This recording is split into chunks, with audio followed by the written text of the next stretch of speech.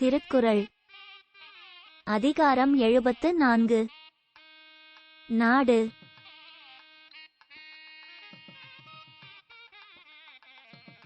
தள்ளா விளையுளும் தக்காரும் தாழ்விலாச் செல்வரும் சேர்வது நாடு.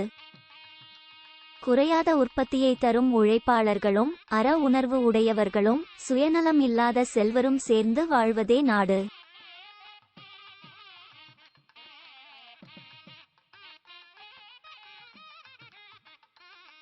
பெரும்பொருளால் பெட்டக்க தாகி அருங்கேட்டால் ஆற்ற விளைவது நாடு. மிகுந்த பொருளை உடையது, அதனால் அயல்நாட்டாரால் விரும்பப்படுவது, பெரும் மழை, கடும் வெயில், கொடு விலங்கு, தீய பறவைகள், முறையற்ற அரசு ஆகிய கேடுகள் இல்லாதது, அதிக விளைச்சலை உடையது, இதுவே நாடு.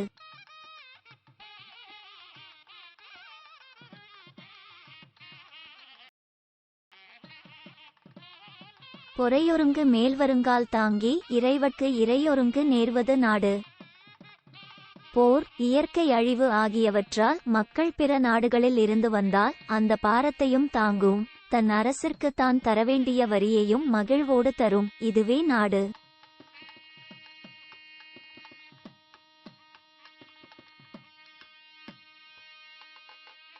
உருப்பசியும் ஓவா பிணியும் செருப்பகையும் சேரா தியல்வது நாடு.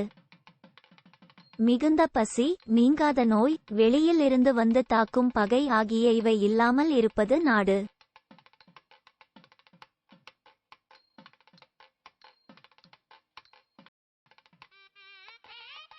பல்குழுவும் பாழ் செய்யும் உட்பகையும் வேந்தலைக்கும் கொல்குறும்பும் இல்லத நாடு. பல குழுக்களாக பிரிந்து பாழ்படுத்தும் உட்பகையும் அரசில் ஆதிக்கம் செலுத்தும் கொலைகாரர்களால் விளையும் பொல்லாங்கும் இல்லாததே சிறந்த நாடாகும்.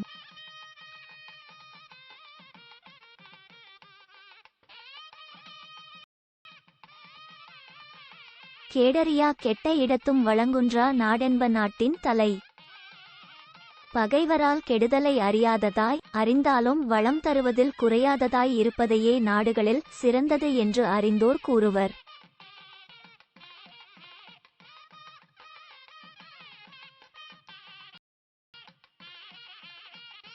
இருப்புனலும் வாய்ந்த மலையும் வருப்புனலும் வல்லரனும் நாட்டிற்கு உறுப்பு. ஆற்று நீரும் ஊற்று நீரும் உயரமும் அகலமும் உடைய வார்ப்பான மலையும் மழை நீரும் அழிக்க முடியாத கோட்டையும் நாட்டிற்கு தேவையான உறுப்புகளாம்.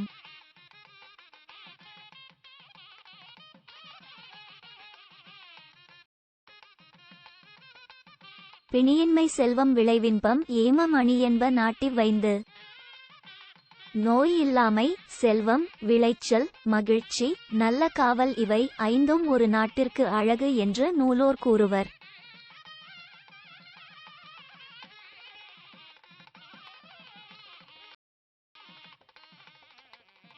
நாடென்ப நாடா வளர்த்தன நாடல்ல நாட வளர்ந்தரு நாடு.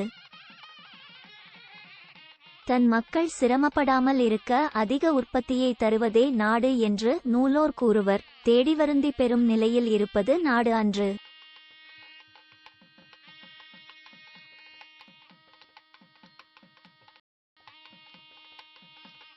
ஆங்கமை வேதிய கண்ணும் பயமின்றே வேந்தமை வெல்லாத நாடு. மேலே சொல்லப்பட்ட எல்லாம் இருந்தாலும் குடிமக்கள் மீது அன்பு இல்லாத அரசு அமைந்துவிட்டால் அதனால் ஒரு நன்மையும் இல்லை.